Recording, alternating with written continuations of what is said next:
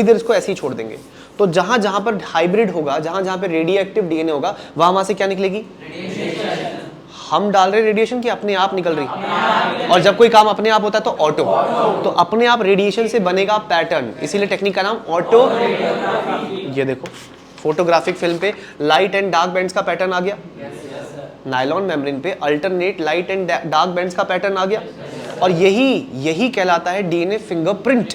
ये इतनी मेहनत इसी के लिए तो हो रही थी, डीएनए फिंगरप्रिंट के लिए। क्या होता है डीएनए? जो पढ़ा था एक बार रिवाइज कर लेते हैं। Chapter 6 molecular basis of inheritance में अब हमारा टॉपिक है डीएनए फिंगरप्रिंटिंग। डीएनए फिंगरप्रिंटिंग एक टेक्निक है जिसमें हम डीएनए से एक डीएनए प्रोफाइल तैयार करते हैं और ये प्रोफाइल ही डीएनए फिंगरप्रिंट कहलाता है। हर इंसान का डीएनए फिंगरप्रिंट खास होता है, यूनिक होता है। तो ये बेस किस पर है, मतलब किस आधार पे फिंगरप्रिंटिंग करते हैं? तो डीएनए फिंगरप्रिंटिंग होता है क्योंकि डीएनए सबका पॉलीमॉर्फिज्म शो करता है, यानी थोड़े थोड़े बदलाव सबके डीएनए में होते हैं। ऑलमोस्ट 99.9% सीक्वेंसेस सबके सेम है, 0.1% का फर्क है। इसी डिफरेंस को डीएनए पॉलीमॉर्फिज्म कहते हैं और इसी के बेसिस पे डीएनए फिंगरप्रिंटिंग की जाती है। लेकिन डीएनए में कुछ ऐसे रीजन्स हैं जिन्हें स्पेशली ध्यान दिया जाता है फिंगरप्रिंटिंग के दौरान। तो वो कौन से इलाके हैं डीएनए में जिन पे ज़्यादा ध्यान दिया जाता है? पहले हम सेल का सेंट्रीफिकेशन करके उसमें से डीएनए निकालेंगे। इसके लिए हम हाई स्पीड रेफ्रिजरेटेड सेंट्रीफिकेशन करते हैं, काफ़ी तेज़ी से घुमाएंगे टेस्ट ट्यूब को, ताकि डीएनए, क्योंकि डीएनए सबसे बड़ा और भारी मॉलिक्यूल है तो बड़े आराम से सेल से बाहर आ जाएगा। डीएनए आने के बाद डीएनए 2 सेपरेट लेयर्स में बढ़ जाता है। नीचे ज़्यादातर डीएनए रहता है जिसको बोलते हैं बल्क डीएनए, और ऊपर थोड़ा सा रहता है सैटेलाइट डीएनए। लिक्विड वही है, डेंसिटी ग्रेडियंट सीजियम क्लोराइड। और ऊपर की तरफ सैटेलाइट डीएनए में 80 बेस पेयर ज़्यादा होते हैं। ऐसा नहीं कि जीसी नहीं है, जीसी भी है, बट 80 बेस पेयर ज़्यादा होते हैं। 80 जोड़ा होता है ना ये, ऐसे नीचे वाले में जीसी ज़्यादा होता है। 80 भी होता है बट जीसी ज़्यादा होता है। हमारे टोटल डीएनए का ज़्यादातर हिस्सा ऐसा है जिसमें एक ही चीज़ बार बार रिपीट हो रही है, यानी रिपीटिंग सीक्वेंसेस बहुत ज़्यादा है। तो रिपीट के हिसाब से 2 तरह का होता है। एक जिसमें लगातार रिपीट होता है, कॉन्टिन्यूस रिपीट्स, इसको बोलते हैं टैंडम रिपीट्स। और एक जिसमें रिपीट होते वक्त बीच बीच में गैप आ जाते हैं, जैसे ATGC रिपीट हुआ फिर और बीच में गैप आ गया। तो इस तरह के गैप वाले का यूज़ नहीं करना, यूज़ किसका करना है? कॉन्टिन्यूस रिपीट्स, जिसे टैंडम रिपीट भी कहते हैं। क्योंकि टैंडम का मतलब होता है ग्रुप्स में रिपीट होने वाला सीक्वेंस। जैसे यहाँ पे ATGC रिपीट हो रहा है तो रिपीट होने वाले सीक्वेंस को रिपीटिंग सीक्वेंस कहते हैं, और उसके बार बार रिपीट होने से बनने वाले डीएनए को रिपीटेटिव डीएनए कहते हैं। और अगर रिपीट्स लगातार हो तो उसे कंटिन्यूस रिपीट या टैंडम रिपीट्स कहते हैं। अब ये जो कंटिन्यूस रिपीट्स होते हैं 2 तरह के होते हैं, शॉर्ट रिपीट्स और लॉन्ग रिपीट्स। शॉर्ट रिपीट्स में क्या होगा? रिपीट होने वाला जो सीक्वेंस है, शॉर्ट रिपीट्स में जो रिपीट होने वाला सीक्वेंस है वो 60 बेस पेयर से कम का होगा। लॉन्ग रिपीट्स में यही रिपीट होने वाला सीक्वेंस 60 बेस पेयर से ज़्यादा बड़ा होगा। तो जो शॉर्ट रिपीट्स होते हैं वो 2 तरह के होते हैं, माइक्रो सैटेलाइट और मिनी सैटेलाइट। माइक्रो में रिपीटिंग सीक्वेंस 6 से 11 बेस पेयर तक का होगा, जैसे कि यहाँ पे अट्टा सट्टा एक सीक्वेंस लिखा हुआ है और इसकी लंबाई 11 बेस पेयर से कम है। लेकिन मिनी सैटेलाइट क्या होता है? जिसकी रिपीटिंग सीक्वेंस की लंबाई 11 से 60 बेस पेयर की होती है, मतलब 11 से बड़ा होगा और 60 बेस पेयर तक का होगा। जैसे यहाँ पे एक सीक्वेंस लिखा है अट्टा सट्टा गट्टा, एक सीक्वेंस लिखा हुआ रैंडमली, तो इस सीक्वेंस की लंबाई 14 है और ये कितनी बार रिपीट हुआ है? 1 2 3 4 बार रिपीट हो रहा है। तो टैंडम की लंबाई 14 × 4 करके निकाल लेंगे। ये तरीका मैंने आपको पहले भी बताया था कि कैसे निकालते हैं टैंडम की लेंथ, ठीक है। तो हम लोग डीएनए फिंगरप्रिंटिंग में सिर्फ मिनी सैटेलाइट का यूज़ करते हैं, मिनी सैटेलाइट डीएनए का यूज़ करते हैं। किसमें? डीएनए फिंगरप्रिंटिंग में। मिनी सैटेलाइट को VNTR भी कहते हैं, यानी variable number of tandem repeats, क्योंकि यही है जो पर्सन टू पर्सन अलग होता है, वेरी करता है। साइज कैसे निकालते हैं टैंडम का? Repeating sequence into number of repeats, repeat होने वाले सीक्वेंस को मल्टीप्लाई कर देंगे कितनी बार रिपीट हो रहा है, ठीक है। और यही मिनी सैटेलाइट यानी कि VNTR यूज़ किया जाता है डीएनए फिंगरप्रिंटिंग में, ओके। अब ध्यान से देखो, ये हमारा एक क्रोमोसोम है और क्रोमोसोम पे एक जगह पे VNTR आपने देखा, मतलब इतना VNTR जो आप देख रहे हो ये क्रोमोसोम में एक जगह पर है। और क्रोमोसोम में एक फिक्स जगह यानी लोकेशन को लोकस कहते हैं। क्या कहते हैं? ऐसी 60 लोकेशन है हमारे क्रोमोसोम्स पे। हमारे क्रोमोसोम पे 60 लोकेशंस हैं जिन पे अलग अलग लोकेशंस हैं। 60 क्रोमोसोम नहीं, एक ही क्रोमोसोम पे 3-4 लोकस भी हो सकते हैं, जैसे एक ये भी है। तो ऐसे हमारे टोटल क्रोमोसोम में 60 लोकेशंस हैं जिन पे VNTR पाया जाता है। VNTR हमारे अंदर कितनी लोकेशंस पे पाया जाता है? 60।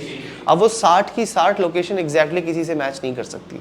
1-2 लोकेशन मैच हो सकती है, और आपके अगर करीबी रिश्तेदार हैं, ब्लड रिलेशन में एक ही फैमिली के हो, तो भी ये लोकेशन ज़्यादा मैच हो सकती हैं। 30, 40, 50 लोकेशंस मैच हो सकती हैं, लेकिन 60 की 60 लोकेशन एग्जैक्टली मैच नहीं हो सकती कोई भी 2 लोगों की। समझ में आया? कोई भी दो लोगों की 60 लोकेशन एग्जैक्टली मैच नहीं हो सकती until unless they are monozygotic twins, क्योंकि मोनोजाइगोटिक ट्विंस जो होते हैं वो एक ही जाइगोट से बनते हैं, तो उनकी तो 60 लोकेशंस एग्जैक्टली मैच हो जाएंगी, लेकिन दुनिया में कोई भी दो लोगों के 60 लोकाई मैच। तो जब हम डीएनए फिंगरप्रिंटिंग करते हैं एक्चुअली हम लोग मैच कर रहे होते हैं 60 लोकेशंस को, 60 लोकेशंस को, क्योंकि वीएनटीआर हमारे क्रोमोसोम्स पे 60 डिफरेंट लोकेशंस पर है। ये बिल्कुल ऐसा ही है कि जैसे 10 डिजिट का फ़ोन नंबर है, अब फ़ोन नंबर में जो 10 डिजिट है उसमें शुरू में 9 हो सकता है, आपके भी किसी के फ़ोन नंबर में शुरू में 9 आता हो और हो सकता है किसी के लास्ट में भी 9 आता हो। तो ऐसे आपका फ़ोन नंबर किसी दूसरे के फ़ोन नंबर से कुछ लेटर्स या कुछ डिजिट्स मैच हो सकता है, लेकिन 10 के 10 डिजिट तो मैच नहीं होंगे ना, फिर तो वो सेम फ़ोन नंबर हो जाएगा। तो वैसे ही याद रखना है कि जैसे फ़ोन नंबर में 10 डिजिट है वैसे ही हमारे डीएनए में 60 लोकेशन है। अब ये 60 की 60 लोकेशन एग्जैक्टली मैच किसी से भी नहीं होती। आ रहा है समझ में? क्या लिखा है पे, the closer the individual in blood line more VNTRs will be matching, ज़्यादा वीएनटीआर मैच होंगे जितना करीबी रिश्तेदार होगा, और कोई भी दो लोगों के 60 लोकाई के वीएनटीआर एग्जैक्टली सेम नहीं होते बशर्ते वो क्या ना हो मोनोजाइगोटिक ट्विंस। और इंसानों के पास 60 लोकेशंस है जिन पे स्टार्ट करते हैं डीएनए फिंगरप्रिंटिंग। डीएनए फिंगरप्रिंटिंग की शुरुआत एलेक्स जेफरी ने करी थी कैलिफोर्निया में, इसलिए इनको फादर ऑफ डीएनए फिंगरप्रिंटिंग कहा जाता है। किसको कहा जाता है? एलेक्स जेफरी को। Yes, DNA fingerprinting.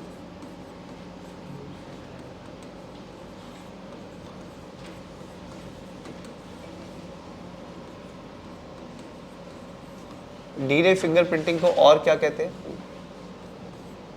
DNA profiling.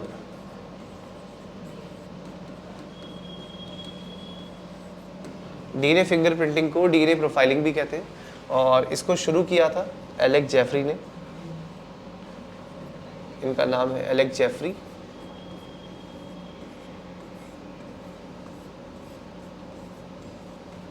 इनको माना जाता है फादर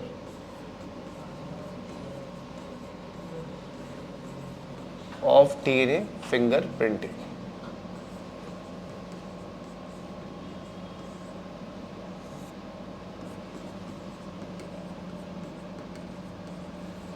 इन्हें डीएनए फिंगरप्रिंटिंग का फादर माना जाता है, और इन्होंने ये पहली बार कैलिफोर्निया में किया था। क्या किया था? DNA fingerprinting. लेकिन इस टेक्निक को इंडिया लेकर आए डॉक्टर लाल जी सिंह, तो इनको कहा जाता है father of DNA fingerprinting in India. मतलब भारत में पहली बार कौन लेकर आए इस टेक्निक को? Doctor Lal ji Singh, father of DNA fingerprinting in India. और इंडिया में पहली बार फर्स्ट टाइम डीएनए फिंगरप्रिंटिंग कहाँ हुआ था? फर्स्ट टाइम, पहली बार भारत में डीएनए फिंगरप्रिंटिंग हुआ था first time at CCMB Hyderabad. CCMB Hyderabad का मतलब क्या है? Centre for cellular and molecular biology. ये फुल फॉर्म है इसका, centre for cellular and molecular biology.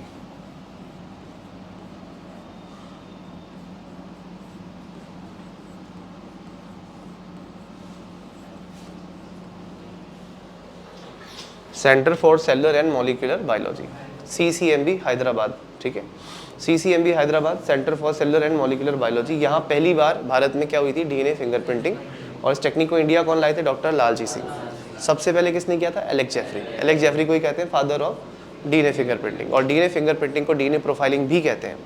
DNA fingerprinting में फिंगर बस नाम के लिए है, कुछ मतलब नहीं है इसका। जैसे कई शब्द होते हैं जिनका सिर्फ नाम होता है, अर्थ नहीं होता, उन शब्दों को मिसनोमर कहते हैं। क्या कहते हैं? जैसे 11th में आप फोटोसिंथेसिस पढ़ते थे तो उसमें केल्विन साइकिल को डार्क रिएक्शन बोल दिया था, लेकिन क्या वाकई में डार्क में होती है? नहीं, वो तो दिन के वक्त होती है। तो ऐसे खाली बोला जाता है, अर्थ नहीं है। तो फिंगरप्रिंटिंग में भी फिंगर का कोई यूज़ नहीं है। फिंगरप्रिंटिंग फिर बोलते क्यों है? इसलिए बोलते हैं क्योंकि जैसे आपका यूनिक होता है डीएनए फिंगरप्रिंट यूनिक होता है, लोगों का फिंगरप्रिंट यूनिक होता है, किसी से मैच नहीं होता। तो वैसे ही जितना यूनिक आपका फिंगरप्रिंट है उतना ही यूनिक आपका डीएनए फिंगरप्रिंट होता है, उससे ज़्यादा बल्कि, क्योंकि एक पल के लिए आप किसी का फिंगरप्रिंट कॉपी कर सकते हैं। आप डीएनए फिंगरप्रिंट कॉपी कर सकते हैं, और अगर मान लीजिए किसी का हार्ट डैमेज हो गया तो फिंगरप्रिंट चला भी जाएगा, फिंगर ही नहीं रही तो फिंगरप्रिंट कैसा। लेकिन डीएनए एक ऐसा मॉलिक्यूल है जो आप जीवन में कभी नहीं बदल सकते। शक्ल बदल सकते हैं, प्लास्टिक सर्जरी करा सकते हैं, अपने अंदर मॉडिफिकेशन करा सकते हैं, लेकिन अपना डीएनए चेंज नहीं करा सकते। ये जैसा आपके जन्म के साथ था, जब आप पैदा हुए थे, वैसे ही आपके आखिरी समय तक रहेगा। आपके डीएनए में कोई चेंज नहीं आता। इसीलिए हर किसी का डीएनए बहुत यूनिक होता है और उसी यूनिक डीएनए से एक यूनिक पैटर्न बनाया जाता है। इसको बोलते हैं डीएनए फिंगर प्रिंटिंग या डीएनए प्रोफाइलिंग। आखिर डीएनए फिंगर प्रिंटिंग से मिलता क्या है? डीएनए फिंगर प्रिंटिंग हमको एक पैटर्न देती है लाइट एंड डार्क बैंड्स का। डीएनए फिंगर प्रिंटिंग से हमको एक डीएनए फिंगर प्रिंट मिलता है, मतलब एक फोटोग्राफिक फिल्म होगी, जैसे एक्सरे रिपोर्ट होती है वैसे, और इस फोटोग्राफिक फिल्म पे ऐसे alternate light and dark bands होंगे। कुछ लाइट बैंड होंगे ऐसे और कुछ डार्क ऐसे निशान, बिल्कुल बारकोड जैसा लगेगा। जैसे तुम लोग बारकोड देखे तुमने, बिल्कुल वैसी लाइनें होती है ना। एक तो क्यूआर कोड होता है, एक बार कोड होता है। बार कोड ऐसा होता था, तो उसमें बार होते हैं ऐसे ऐसे, तो बिल्कुल वैसा ही ये जो प्रिंट आउट्स आपको दिख रहा है, इसको बोलते हैं डीएनए फिंगरप्रिंट। और यही है जो आपको मिलेगा किसके बाद? डीएनए फिंगर प्रिंटिंग करने के बाद क्या मिलता है? DNA fingerprint. और डीएनए फिंगरप्रिंट को डीएनए प्रोफाइल भी कहते हैं। क्या कहते हैं? और ये प्रोफाइल हर किसी की क्या होती है? बहुत खास होती है, यूनिक होती है। डीएनए प्रोफाइल भी कहते हैं, डीएनए फिंगरप्रिंट भी कहते हैं। और अब तो ये देखिए भारत में कहीं भी करवा सकते हैं। डॉक्टर लाल पैथ लैब या जितनी भी पैथ लैब है, डॉक्टर लाल पैथ लैब का मुझे पता लगा था कि 9,000 रुपये का टेस्ट होता है इसका। 9,000 रुपये का डीएनए का टेस्ट होता है। ये लोग कौन करवाते हैं? ऐसे टेस्ट कौन करवाते हैं? जिनका पैटर्निटी मैटरनिटी डिस्प्यूट होता है ना, या प्रॉपर्टी को लेकर कोई डिस्प्यूट होता है, जिसमें साबित करना होता है कि भाई जायज़ औलाद है ना। जैसे आपने मूवी देखी होगी पुष्पा, है ना, मैं झुकेगा नहीं, है ना। तो अगर उसने बचपन में ही उसकी माँ ने उसकी डीएनए टेस्टिंग करवा दी होती, तो उसका बड़ा भाई इतना एग्रेसिव नहीं होता कि भाई ये तो हमारा परिवार का हिस्सा है ही नहीं। डीएनए टेस्ट का किसी को आइडिया आया? नहीं, तो मूवी कैसे बनती फिर? ठीक है। तो डीएनए टेस्टिंग से, डीएनए प्रोफाइलिंग से कई सारी प्रॉब्लम सॉल्व होती हैं। क्राइम केसेस सॉल्व होते हैं, डिस्प्यूट सॉल्व होते हैं, और यहाँ तक कि इवोल्यूशनरी हिस्ट्री का भी पता लगता है कि हम किससे इवॉल्व हो कर आए, हमारे एंसेस्टर कहाँ के थे। तो यही है डीएनए फिंगरप्रिंटिंग या डीएनए प्रोफाइलिंग। क्या होता है इसमें इस टेक्निक में हमें मिलता है डीएनए फिंगरप्रिंट, जो कि एक यूनिक पैटर्न होता है alternate light and dark bands का। इसमें लाइट और डार्क बैंड है, अल्टरनेट है ना, डार्क है फिर लाइट है, डार्क है फिर लाइट है। और ये जो पैटर्न है लाइट एंड डार्क बैंड्स का, ये यूनिक होता है, हर इंसान का खास होता है। इस यूनिक को ही क्या कहते हैं? डीएनए फिंगरप्रिंट या डीएनए प्रोफाइल। इसी को मैच करते हैं। तो देखते हैं कैसे बनता है डीएनए फिंगरप्रिंट। उसको बनाने से पहले मैं कुछ बातें आपको बताना चाहता हूँ। जैसे एक केमिकल होता है एल्कलाइन फॉस्फेट, ये नाम याद रखेंगे, एल्कलाइन फॉस्फेट। एल्कलाइन फॉस्फेट एक ऐसा केमिकल है जो यूज किया जाता है डबल स्ट्रैंडेड डीएनए को सिंगल स्ट्रैंड बनाने के लिए। जैसे डबल स्ट्रैंडेड डीएनए, अगर आप इसको गर्म करोगे तो भी ये सिंगल स्ट्रैंडेड हो जाएगा, है ना। डीएनए को अगर गर्म करोगे तो ये डबल स्ट्रैंडेड से कैसा हो जाएगा? सिंगल स्ट्रैंड हो जाएगा। लेकिन इसमें रिस्क होता है, कि डीएनए कहीं डैमेज ना हो जाए। इसके लिए हम लोग केमिकल यूज करते हैं, क्या? Alkaline phosphate. और एल्कलाइन फॉस्फेट डीएनए को डबल स्ट्रैंड से सिंगल स्ट्रैंड कर देता है। तो जो डीएनए अभी आपको डबल स्ट्रैंडेड दिख रहा है वो हो गया सिंगल स्ट्रैंडेड डीएनए। तो आपने क्या बदल दिया? डीएनए का नेचर बदल दिया। पहले डीएनए कैसा था? Double stranded. आपने उसका नेचर बदल दिया, और क्योंकि आपने डीएनए का नेचर बदल दिया, इसीलिए इस वाले स्टेप को नाम दिया बेटा डीनेचुरेशन। क्या नाम दिया? डीनेचुरेशन का मतलब होता है नेचर बदल जाना। तो डीएनए का नेचर बदल गया, फ्रॉम डबल स्ट्रैंडेड टू कैसा हो गया? Single strand. एक तो ये आपको केमिकल याद रखना है, एल्कलाइन फॉस्फेट। फिर आपको एंजाइम याद रखनी है, रेस्ट्रिक्शन एंडोन्यूक्लियेज एंजाइम। रेस्ट्रिक्शन एंडोन्यूक्लियेज एंजाइम, बेटा ये वो एंजाइम है जो डीएनए को काटती है। किसको काटती है? हाँ, ये डीएनए के टुकड़े कर देती है, रेस्ट्रिक्शन एंडोन्यूक्लियेज एंजाइम। ठीक है, कट्स दी डीएनए। हाँ, डाइजेशन ऑफ डीएनए भी कह सकते हैं, कट्स दी डीएनए इनटू फ्रैगमेंट्स। फ्रैगमेंट्स, टुकड़ों में डीएनए को बांट देती है। कौन बांट देती है? एंजाइम, जिसका नाम है रेस्ट्रिक्शन एंडोन्यूक्लियेज। अब रेस्ट्रिक्शन एंडोन्यूक्लियेज वैसे बहुत सारी है, बट अगर आप 196 पेज पे आ जाओ, जल्दी से आ जाओ, तो वहाँ पे आपको दिखेगा कि इकोआर फर्स्ट नाम की एंजाइम GAA-TTC एक सीक्वेंस है, उसको कट कर रही है। और इसके नीचे होगा CTTAA, AAG, ये एक डीएनए है, ध्यान से देखिए इस तरीके से सीक्वेंस दिखा रखा है। हालांकि है ये पूरा डीएनए, अगर देखो इसको बनाते तो ऐसे ही बना देते, ये लो ऐसे बना देते, लेकिन तुम्हें सीक्वेंस दिखाना था बीच का, तो ऐसे दिखा रखा है। ओके, तो एक एंजाइम है जिसका नाम है EcoR फर्स्ट, एंजाइम का नाम है EcoR फर्स्ट। ये कौन होती है EcoR फर्स्ट? बेटा EcoR फर्स्ट एक रेस्ट्रिक्शन एंडोन्यूक्लियस एंजाइम होती है। कैसी एंजाइम होती है? Restriction endonuclease enzyme. तो ये जो EcoR फर्स्ट एंजाइम है, EcoR फर्स्ट, वो क्या करेगी, इसको काटेगी, डीएनए को काटेगी और बीचों बीच काटेगी। देखिए कट यहाँ से बनेंगे, यहाँ से G और A के बीच में यहाँ कट लगाएगी और यहाँ कट लगाएगी। इससे होगा क्या कि डीएनए दो हिस्सों में बढ़ जाएगा। पहले इसको मैं कॉपी कर लेता हूँ, एक बार दिखाता हूँ आपको क्या हो रहा है। ये जैसे डीएनए अभी एक पूरा डीएनए, अब इसके हो जाएंगे दो टुकड़े, इसी डीएनए के दो टुकड़े हो जाएंगे।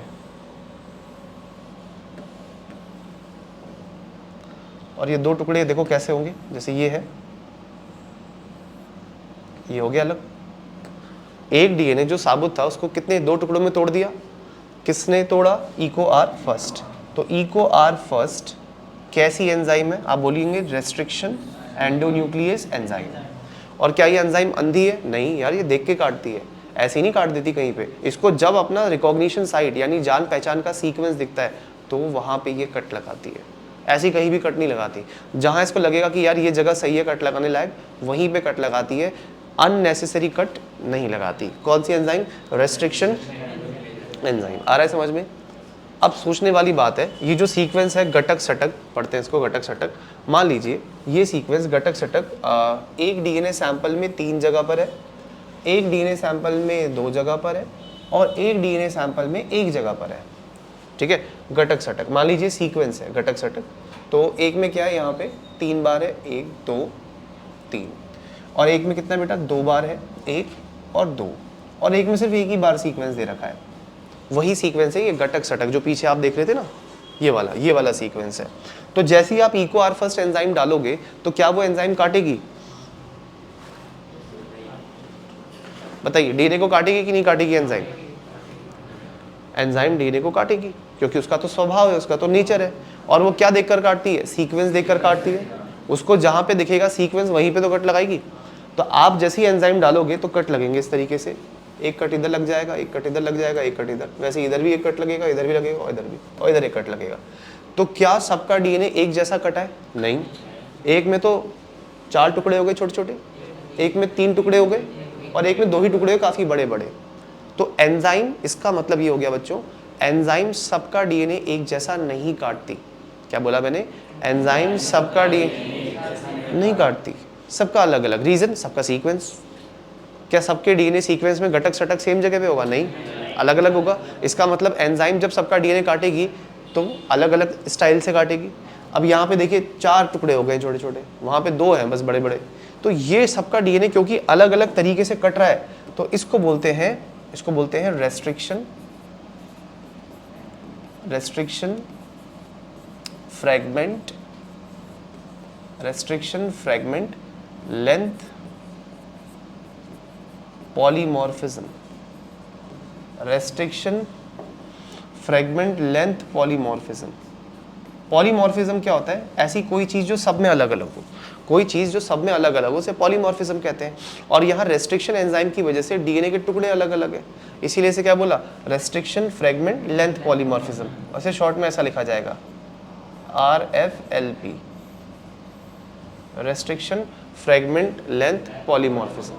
अब यहाँ टुकड़े बन गए 4, 1 2 3 4, वो भी छोटे छोटे, और यहाँ 3 बन गए, 1 2 3, और यहाँ 2 टुकड़े बने बड़े बड़े। अब ये जो डीएनए आप देख रहे हो 3 अलग अलग लोगों का है, ठीक है? ये किसी पर्सन ए का डीएनए है, ये किसी पर्सन बी का डीएनए है, और ये किसी पर्सन सी का डीएनए है। तो सबका डीएनए इस दुनिया में एक जैसा नहीं कटता, सबका डीएनए एक जैसा नहीं कटता। क्यों नहीं कटता सबका डीएनए एक जैसा? क्योंकि सबके सीक्वेंसेस में डिफरेंस होता है, और वो डिफरेंस पकड़ लेती है एंजाइम। बेटा कौन सी एंजाइम? रेस्ट्रिक्शन एंडोन्यूक्लियस एंजाइम, और ये अपने हिसाब से काटती है, ठीक है? इसलिए वो सबका डीएनए एक जैसा नहीं काटेगी। इसका मतलब सबके डीएनए फ्रैगमेंट एक जैसे नहीं बनेंगे, किसी के छोटे फ्रैगमेंट्स बन सकते हैं, किसी के बड़े बड़े बन सकते हैं। समझ में आया? इसी को बोलते हैं रेस्ट्रिक्शन फ्रैगमेंट लेंथ पॉलीमॉर्फिज्म। और ये बेसिस है, डीएनए फिंगरप्रिंटिंग का बेसिस है। डीएनए फिंगरप्रिंटिंग का एक बेसिस तो डीएनए पॉलीमॉर्फिज्म है, दूसरा ये भी है restriction fragment length polymorphism. Thank you. Restriction fragment length polymorphism, ये बेसिस है किसका? डीएनए फिंगरप्रिंटिंग का। अब आगे देखते हैं, और कुछ बातें आपको बतानी थी, जैसे ये तो बता ही दिया मैंने। एक चीज़ होती है प्रोब। आप लोगों ने स्कैम सुने होंगे, स्कैम घोटाले बोलते हैं ना हम लोग, ये घोटाला हो गया, वो हो गया, 2G स्कैम।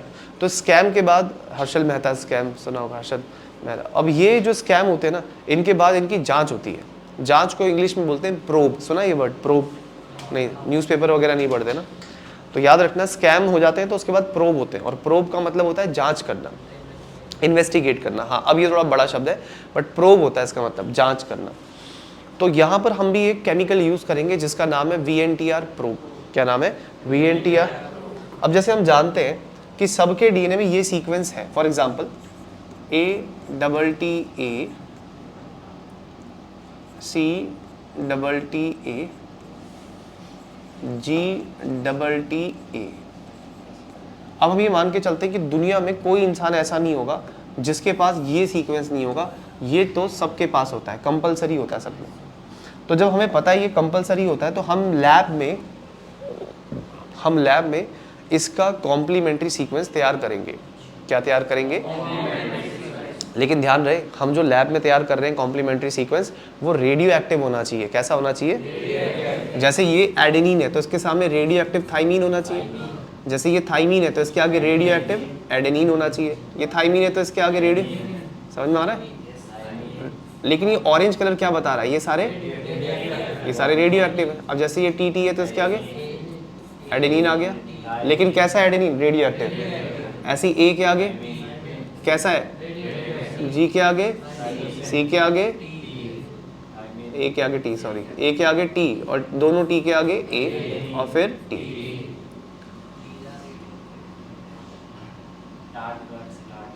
हाँ, तो ये एक कॉम्प्लीमेंट्री सीक्वेंस हमने लगा दिया। भाई हमें पता था कि दुनिया में हर इंसान के पास अट्टा सट्टा गट्टा नाम का एक सीक्वेंस है, और हम उसे फाइंड आउट करना चाहते हैं, उसे ढूंढना चाहते हैं। तो उसे ढूंढने के लिए हमने एक कॉम्प्लीमेंट्री सीक्वेंस लैब में तैयार कर लिया। वो सीक्वेंस क्या है? TAAT GAAT CTAAT। ठीक है, ये आप शॉर्ट में ऐसे बोल सकते हैं, टाट गार्ड सी टाट। तो ये कॉम्प्लीमेंट्री सीक्वेंस है किसका? अट्टा गट्टा ATGC का, जो सीक्वेंस ऊपर आपको दिख रहा है। तो अब क्योंकि ये एक नॉर्मल सा डीएनए सीक्वेंस है, अब हो सकता है किसी इंसान के अंदर ये सीक्वेंस, ये जो आपको अट्टा गट्टा ATGC ये जो सीक्वेंस दिख रहा है, किसी के अंदर भाई 5 बार है, यही सीक्वेंस 5 बार है।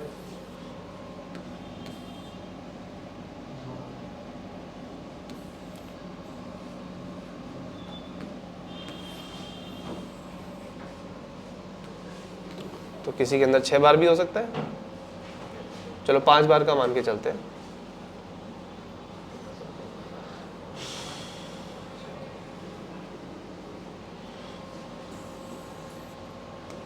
तो ये एक सीक्वेंस मान के चलते हैं। अब इसमें आप देखो बार बार रिपीट हो रहा है ना एक ही चीज। जो रिपीट होता है उसे क्या बोलते हैं? उसे बोलते हैं रिपीटिंग सीक्वेंस कहते हैं।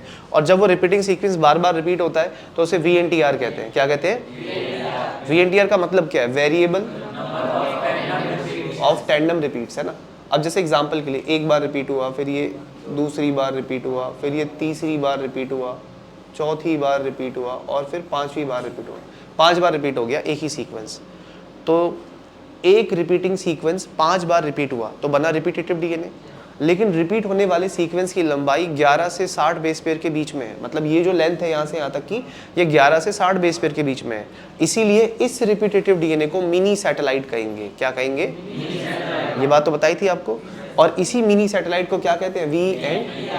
VNTR। तो अगर हमें VNTR को पकड़ना है, फाइंड आउट करना है, तो हमें उसका कॉम्प्लीमेंट्री सीक्वेंस डालना पड़ेगा, यानी VNTR प्रोब। क्या डालना पड़ेगा?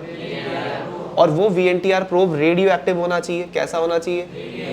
तो देखिए ये VNTR प्रोब है। अब जैसे एग्जांपल के लिए मैं किसी सॉल्यूशन में डुबाता हूँ, ये सीक्वेंस किसी सॉल्यूशन में डुबाता हूँ, तो ऑटोमेटिकली उसके आगे आके ये चिपक जाएगा, क्योंकि ये जो ऑरेंज कलर का आप देख रहे हो ये कैसा है? ये रेडियो एक्टिव है। कैसा है? रेडियो एक्टिव है। इसको बता रहा हूँ अभी, इसे बोलेंगे रेडियो एक्टिव, क्या बोलेंगे, रेडियो एक्टिव VNTR प्रोब। क्या बोलेंगे बेटा, रेडियो एक्टिव VNTR प्रोब। इसी का सॉल्यूशन है, मतलब एक बड़ा सा सॉल्यूशन, बहुत सारा लिक्विड है उसमें, और उस लिक्विड में एक ही चीज तैर रही है, क्या, रेडियो एक्टिव VNTR प्रोब। और उसमें जैसे ही आप ये व्हाइट वाला पार्ट डुबाओगे तो ऑरेंज वाला ऑटोमेटिकली उसके आगे चिपक जाएगा, समझे। जैसे एग्जाम्पल के लिए बचपन में करते थे ना क्राफ्ट वाला काम, आपने कभी कोई पेंटिंग बनाई हो या कुछ हैंडीक्राफ्ट बनाया, उस पर ग्लू लगाते हैं, ग्लू लगाने के बाद स्पार्कल मारते हैं, स्पार्कल तो पूरे पे डालते हैं लेकिन चिपकता तो वहीं था जहाँ ग्लू होती थी, फिर आप उसे हिला देते पेंटिंग को, सारा गिर जाता था नीचे, लेकिन वहाँ पे चिपका रहता था जहाँ पे ग्लू है। तो यहाँ पर स्पार्कल की जगह VNTR प्रोब है, और ग्लू नहीं, ग्लू की जगह VNTR है। तो VNTR ग्लू जैसा है, और वो ग्लू जैसा था नहीं, हमने उसे बना दिया, क्योंकि हमने VNTR का कॉम्प्लीमेंट्री सीक्वेंस तैयार किया, यानी रेडियो एक्टिव VNTR प्रोब। तो जब हम VNTR सॉल्यूशन में डुबाएंगे, किसके सॉल्यूशन में, रेडियो एक्टिव VNTR प्रोब के सॉल्यूशन में, तो ऑटोमेटिकली उसके आगे क्या चिपक जाएगा, VNTR प्रोब चिपक जाएगा। क्या चिपक जाएगा, देखो दो चीजें होती हैं, जैसे तुम हो ऑब्जेक्ट और सामने शीशा है, तो उसकी उधर इमेज होगी, ऑब्जेक्ट इमेज। तो जैसे ऑब्जेक्ट की इमेज होती है, वैसे याद रखना VNTR का VNTR प्रोब होता है, जैसे कोडॉन का एंटी कोडॉन होता है, समझ में आया, मतलब कॉम्प्लीमेंट्री। तो वैसे ही यहाँ पर जो आपको व्हाइट दिख रहा है, व्हाइट व्हाइट अट्टा सट्टा गट्टा जो एक सीक्वेंस है, वो VNTR है। क्या है, VNTR। और उसका कॉम्प्लीमेंट्री पार्ट हमने तैयार कर लिया, क्या, रेडियो एक्टिव VNTR प्रोब। तो जैसे एग्जांपल के लिए मेरे पास एक पेपर है, ध्यान से देखिए, एक पेपर है, और इस पेपर पे कुछ सीक्वेंसेस हैं, ये देखिए, ये एक पेपर पे सीक्वेंसेस, मतलब एक नायलॉन की मेम्ब्रेन है, और इस पे DNA के बैंड्स हैं अलग अलग। तो इसमें क्या है बेटा कि जो DNA के बैंड्स हैं उसमें कुछ पर VNTR है, मतलब सारे पे नहीं है, कुछ पर VNTR है, और मुझे नहीं पता किस पर VNTR है, मुझे नहीं पता किस पर VNTR है। तो मैं क्या करूँगा, इस पूरी मेम्ब्रेन को डुबाऊंगा, किस में, एक सॉल्यूशन में, जिसके अंदर ऑलरेडी पहले से बनाया लिक्विड है, रेडियो एक्टिव VNTR प्रोब। तो इसके अंदर ऑलरेडी है बहुत सारा, प्रोब है, क्या चीज है बच्चों, बोलो, radio active, radio active VNTR probe. तो जब आप इस मेम्ब्रेन को इसमें डुबाएंगे, इसको डिप करेंगे, इसको पकड़ेंगे और इस तरीके से इसमें डुबाएंगे, बार बार इसमें गीला करेंगे इसको, तो डुबाने से क्या होगा, जहां जहां पर VNTR होगा सिर्फ वहीं पर उसके आगे क्या चिपक जाएगा, प्रोब। सब में नहीं चिपकेगा, सिर्फ वहीं पे चिपकेगा जहाँ पे उसका कॉम्प्लीमेंट्री, जैसे मान लीजिए यहाँ पे चिपक गया, इधर चिपक गया, और लास्ट में इधर चिपक गया। तो इन तीन ही जगहों पे क्यों जोड़ा, इसका मतलब इन तीन ही जगहों पे ये सीक्वेंस था, बाकी जगहों पे नहीं था। तो ऐसे करके आपने किसको फाइंड कर लिया, VNTR को। तो VNTR को पकड़ने के लिए क्या यूज करना पड़ता है, VNTR प्रोब। समझ में आया। रेडियो एक्टिव मतलब इसमें से क्या निकलती है, रेडिएशन, और क्योंकि रेडिएशन निकलती है तो इसे पहचानना ढूंढना आसान है। और प्रोब का मतलब होता है जांच, और VNTR तो आपको पता ही है, variable number of tandem repeats. तो अब जैसे एग्जांपल के लिए मैं ये सोल्यूशन डुबा देता हूँ, मतलब मान लीजिए इस सीक्वेंस को पूरे को पकड़ के मैं पानी में डुबाता हूँ, ठीक है, कौन से लिक्विड में डुबाता हूँ इस पूरे सीक्वेंस को, हाँ इसमें डुबा देते हैं, फॉर एग्जांपल इसमें डुबा देते हैं रेडियो एक्टिव VNTR प्रोब में। और फिर जब हम इसे बाहर निकालेंगे सीक्वेंस को, तो जहाँ जहाँ पर रिपीटिंग सीक्वेंस होगा वहाँ पर क्या चिपक जाएगा, प्रोब। कैसा प्रोब चिपक जाएगा, रेडियो एक्टिव। देखो जुड़ गया ना अपने कॉम्प्लीमेंट्री के साथ, जुड़ गया। और जब ये जुड़ता है तो उस प्रोसेस को हाइब्रिडाइजेशन कहते हैं। क्या कहते हैं, क्योंकि एक देखो एक स्ट्रैंड है व्हाइट कलर का नॉर्मल, और एक ऑरेंज कलर का है रेडियो एक्टिव। तो जब रेडियो एक्टिव और नॉर्मल साथ साथ होते हैं तो उसको हाइब्रिड कहते हैं। क्या कहते हैं, हाइब्रिड का मतलब क्या होता है, दो चीजें एक साथ। देखो आजकल गाड़ियां भी तो हाइब्रिड इंजन वाली आ रही है, इलेक्ट्रिक प्लस पेट्रोल, दो चीजें एक साथ आ रही हैं उसमें। तो वैसे यहाँ पे भी हाइब्रिड हो गया। देखो जो व्हाइट वाला तुमको दिख रहा है वो है नॉर्मल DNA। कैसा DNA, और जो तुम्हें ऑरेंज दिख रहा है वो भी DNA है, लेकिन कैसा, वो रेडियो एक्टिव है। समझ में आया। आप ये भी कह सकते हो कि सर नॉर्मल DNA को बोल दो VNTR, क्या बोल दो, और रेडियो एक्टिव को बोल दो रेडियो एक्टिव VNTR प्रोब। समझ में आया कुछ। अब क्योंकि दो अलग चीजें एक साथ हैं, तो फिर आप इसे नॉर्मल मत बोलो, आप इसे बोलो हाइब्रिड DNA। कैसा DNA, हाइब्रिड बोलो, क्योंकि इसमें एक स्ट्रैंड है नॉर्मल और दूसरा स्ट्रैंड कैसा है, रेडियो एक्टिव। आया समझ में, कोई डाउट इसमें? तो नायलॉन की मेम्ब्रेन जिस पर डीएनए के क्या थे, फ्रेगमेंट्स, उस नायलॉन की मेम्ब्रेन को आपने डिप किया, किस में डिप किया, रेडियो एक्टिव वीएनटीआर प्रोब में, और जब बाहर निकाला तो उसमें कुछ जगहों पे चिपक गया था। ये बिल्कुल ऐसा ही है कि आपके सामने आपके टीचर ने कुछ लाइनें खींची और उन कुछ लाइनों में से ग्लू लगाया किसी किसी पे, आपको नहीं दिखा ग्लू कहाँ लगा, क्योंकि ग्लू ट्रांसपेरेंट होता है, आपको पता ही नहीं लग रहा। तो आप अपने टीचर को कैसे पकड़ोगे कि हाँ इसने ग्लू यहाँ लगाया? आप पूरी की पूरे पेपर को स्पार्कल में डुबा दो, बाहर निकाल दो, तो कहाँ कहाँ स्पार्कल चिपकेगा, जहाँ जहाँ ग्लू होगा, हर जगह थोड़ी चिपकेगा। तो ये जुड़ गया ना। इस प्रोसेस को हाइब्रिडाइजेशन कहते हैं। क्या कहते हैं? तो आपको पकड़ना था वीएनटीआर और उसको पकड़ने के लिए आपने यूज किया रेडियो एक्टिव वीएनटीआर प्रोब। इस प्रोसेस को हाइब्रिडाइजेशन कहते हैं। क्या कहते हैं? लेकिन इसके लिए टर्म्स एंड कंडीशन है, terms and condition apply. Terms and condition ये है कि ये जितने भी डीएनए के टुकड़े आपको दिख रहे हैं ये सब सिंगल स्ट्रैंडेड होने चाहिए, क्योंकि डबल स्ट्रैंड से कोई नहीं जुड़ता भाई। अगर डीएनए ऑलरेडी डबल स्ट्रैंडेड है तो कोई उससे क्यों जुड़ेगा?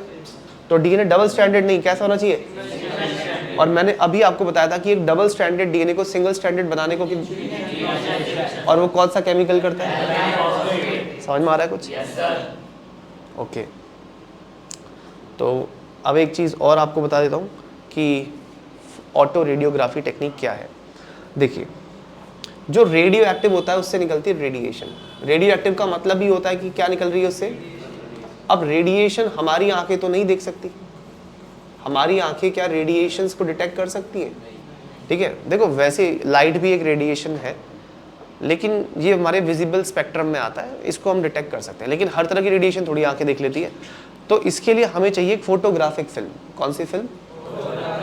फोटोग्राफिक फिल्म क्या होती है? आप लोगों ने कभी ना कभी लाइफ में अपना एक्सरे करवाया होगा, ठीक है, शौक से नहीं करवाया, करवाना पड़ा होगा, है ना, गिर गए होंगे, टूट फूट गए होंगे, तो अंदर बोन डैमेज हुई है कि एक्सरे से पता लगता है। तो एक्सरे मशीन के आगे आपको रखते हैं या आपका बॉडी पार्ट रखते हैं और आपको एक हरा गाउन देते हैं पहनने के लिए, ताकि कोई किसी तरह का प्रॉब्लम ना है, क्योंकि होता क्या, शर्ट के बटन वगैरह होते हैं या हाथ में घड़ी या अंगूठी है, वो एक्सरे पास नहीं कर पाती, जिससे जो एक्सरे रिपोर्ट तैयार होती है वो ठीक ठाक नहीं होती। इसीलिए आप अगर चेस्ट का कभी एक्सरे कराया तो आपको पता होगा मशीन के आगे खड़ा होना पड़ता है ऐसे, और सामने से एक्सरे पड़ती है। और सबसे इंपॉर्टेंट चीज़ आपके पीछे रखते हैं एक प्लेट, उसको बोलते हैं फोटोग्राफिक फिल्म। तो जब एक्सरे आपके शरीर को पार करके जाके उस प्लेट पे पड़ती है पीछे, तो उस पर इंप्रेशन आ जाता है सारा बोन्स का। कैसे? एक्सरे एक प्रकार की रेडिएशन है हाई एनर्जी की, लेकिन एक्सरे मांस को पार कर लेती है, स्किन को पार कर लेती है, हड्डी पार नहीं कर पाती। हड्डी का मास ज़्यादा है, डेंसिटी ज़्यादा है। तो जब हड्डी को पार नहीं कर पाती एक्सरे, तो पीछे एक्सरे जो रिपोर्ट होती है, यानी कि फोटोग्राफिक फिल्म, एग्जैक्टली यही कहते हैं उसको, फोटोग्राफिक फिल्म, उस पर एक्सरे नहीं पड़ती। तो एक्सरे जहाँ नहीं पड़ेगी वो एरिया अनअफेक्टेड रहेगा, फोटोग्राफिक फिल्म का वो एरिया अनअफेक्टेड रहेगा। लेकिन जहाँ एक्सरे पड़ गई वो एरिया काला हो जाएगा। सुन लो ध्यान से, फोटोग्राफिक फिल्म में काला निशान कहाँ बनता है? जहाँ एक्सरे पड़ती है। और एक्सरे क्या है? एक रेडिएशन। समझ में आया? इसका मतलब तुम्हारा जो एक्सरे होता है, एक्सरे रिपोर्ट में, उसमें जो व्हाइट बोन्स वगैरह नजर आ रही होती हैं, वो जगह जहाँ एक्सरे पड़ी नहीं, और जहाँ डार्क दिख रहा होता है इसका मतलब वहाँ पे एक्सरे पड़ी है। आया समझ में? तो एक्सरे पढ़ने पर शरीर के पार जाती हैं और तब जाकर के आपकी एक्सरे रिपोर्ट तैयार होती है। एक्चुअली में वो एक्सरे रिपोर्ट एक फोटोग्राफिक फिल्म है जिसपे AgBr लगा होता है, सिल्वर ब्रोमाइड।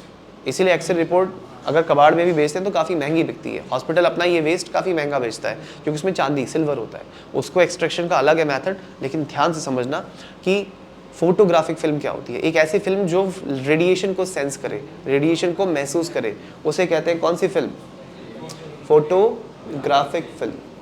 इस फिल्म को बोलते हैं फोटोग्राफिक फिल्म। ध्यान से समझना, फोटोग्राफिक फिल्म। तो फोटोग्राफिक फिल्म पे जब रेडिएशन पड़ेगी, और जहां रेडिएशन पड़ेगी, जैसे एग्जांपल के लिए ये फिल्म मान लीजिए वाइट कलर की है, तो इसमें जहां जहां पर रेडिएशन पड़ेगी वहां पर डार्क निशान बन जाएंगे, ऐसे, इस तरीके से। और ये लाइट एंड डार्क बैंड्स का जो ये पैटर्न होता है, इसी को डीएनए फिंगरप्रिंट कहते हैं। ठीक है, इसी को क्या कहते हैं? DNA fingerprint. क्या यहाँ पे मुझे एक्सरे मशीन की जरूरत पड़ेगी? नहीं पड़ेगी। क्यों नहीं पड़ेगी?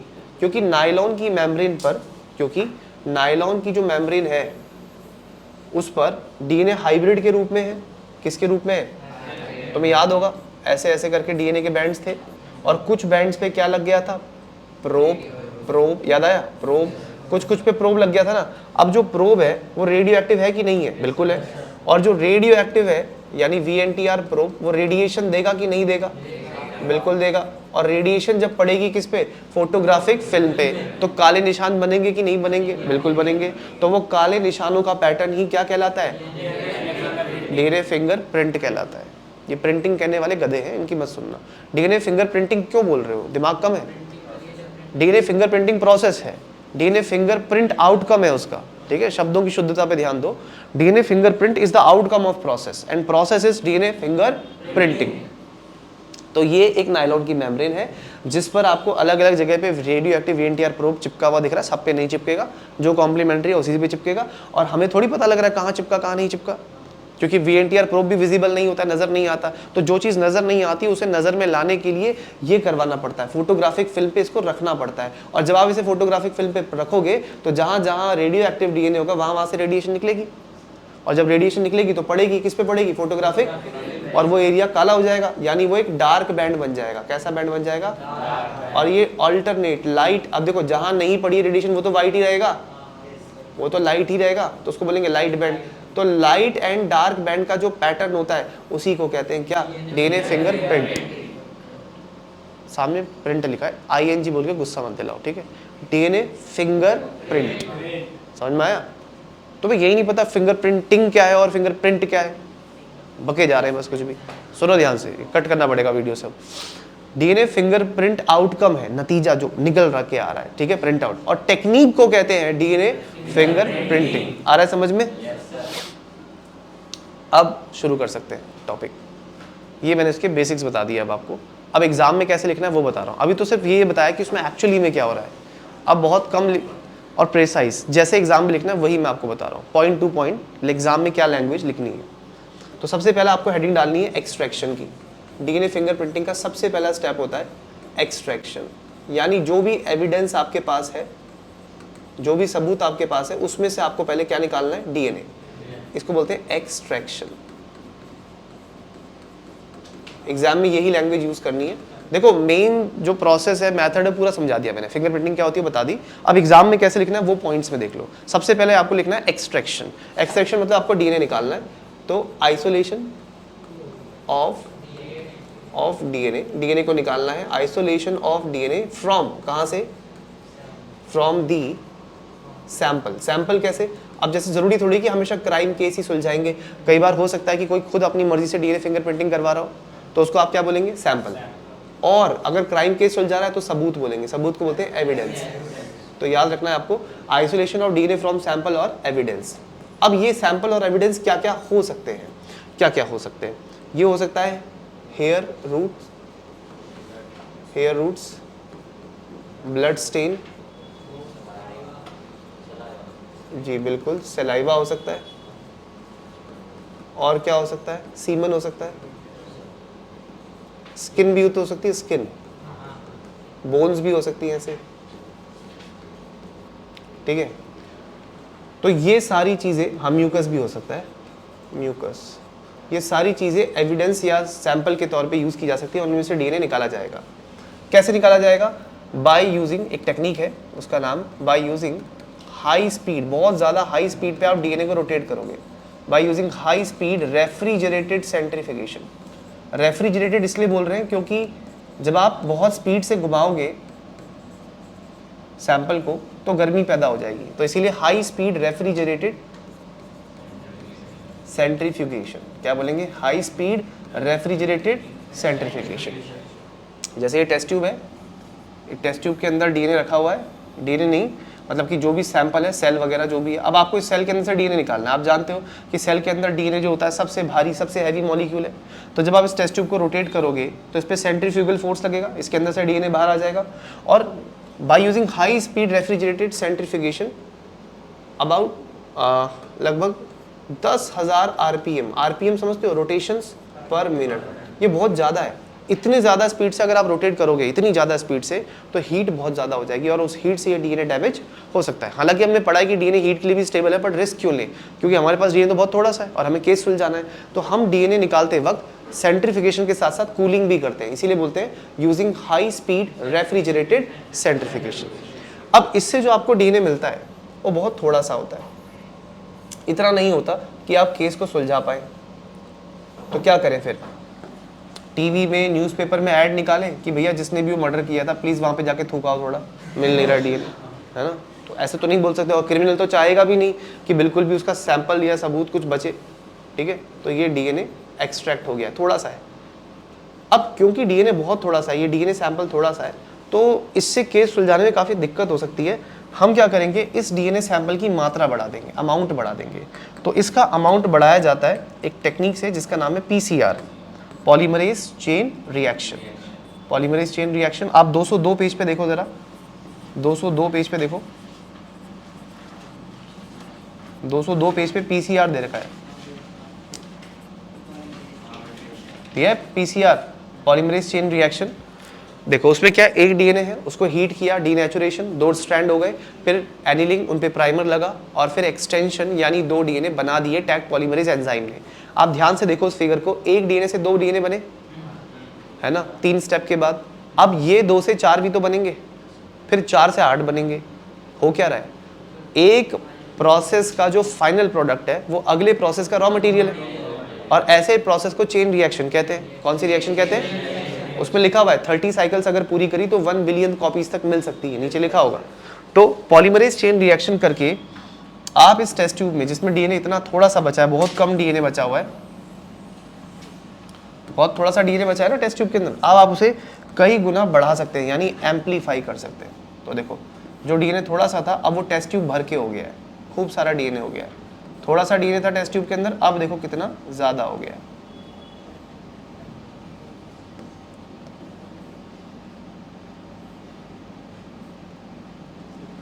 तो भर गया ना टेस्ट ट्यूब पूरा डीएनए से। कौन सी टेक्निक से? पीसीआर, पॉलीमरेज चेन रिएक्शन, ठीक है। तो अब काफी अमाउंट में डीएनए हो गया, बहुत सारा डीएनए हो गया, तो अब लिख देंगे एम्पलीफाइड डीएनए। क्या इससे डीएनए के सीक्वेंस पे असर पड़ेगा? नहीं, सिर्फ उसकी मात्रा पे असर पड़ेगा। पहले अमाउंट कम था डीएनए का, अब अमाउंट ज्यादा है, और इस टेक्निक को एम्पलीफिकेशन कहेंगे। क्या कहेंगे? तो पहला स्टेप था एक्सट्रैक्शन, अब दूसरा स्टेप है एम्पलीफिकेशन। एम्पलीफाई करना यानी कई गुना बढ़ाना। एम्पलीफाई करते हैं ना, किसी चीज को बढ़ाना को बोलते हैं amplification. So the amount of DNA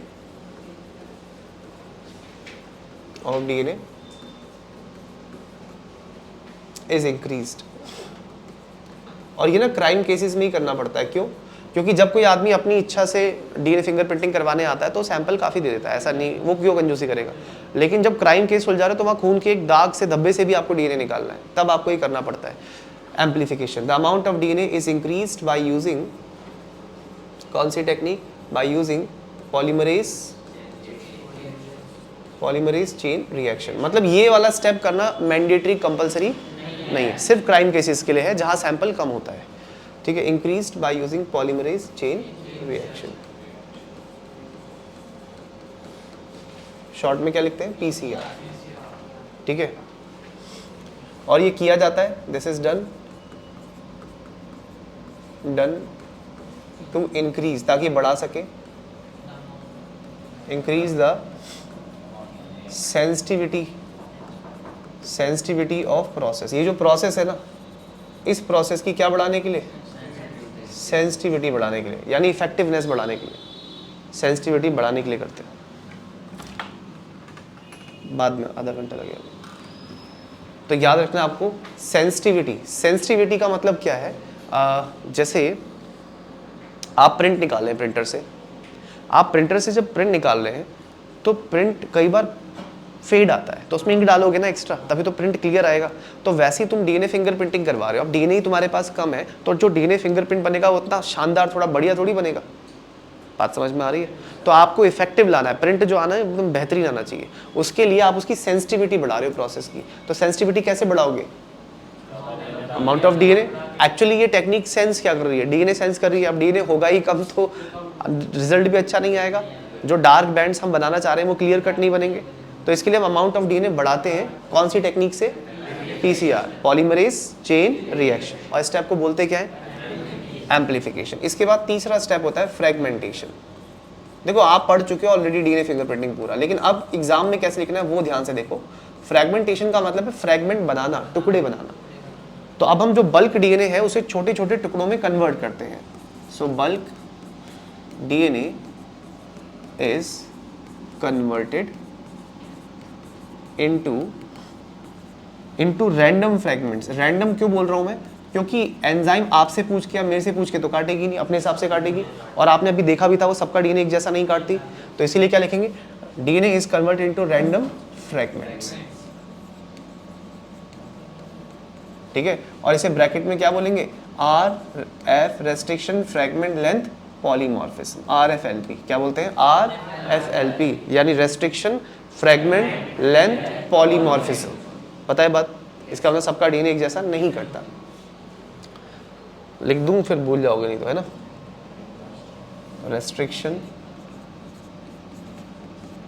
restriction fragment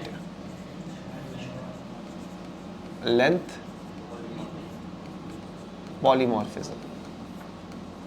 polymorphism का मतलब एक ही चीज का सब में अलग अलग होना। Restriction fragment length polymorphism.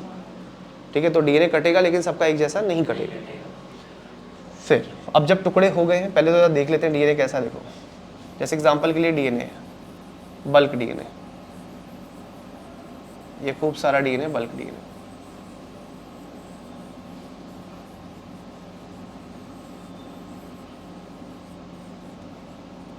ये आपका बल्क डीएनए बेटा। आपने इस बल्क डीएनए के क्या करने हैं? अब टुकड़े।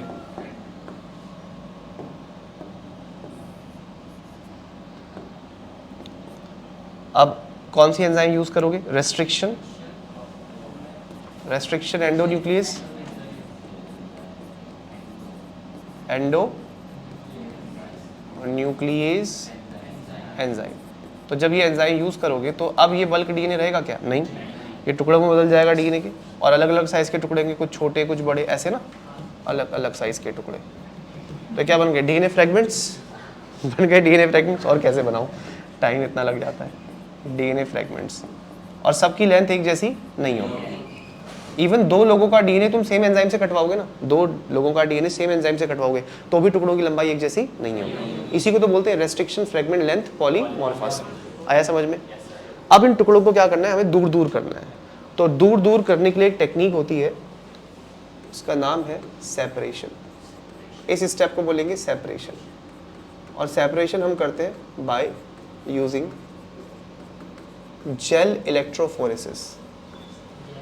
इलेक्ट्रोफोरेसिस तो सरफेस केमिस्ट्री में पढ़ भी लिया होगा। नहीं पढ़ा सरफेस केमिस्ट्री अभी? अच्छा कर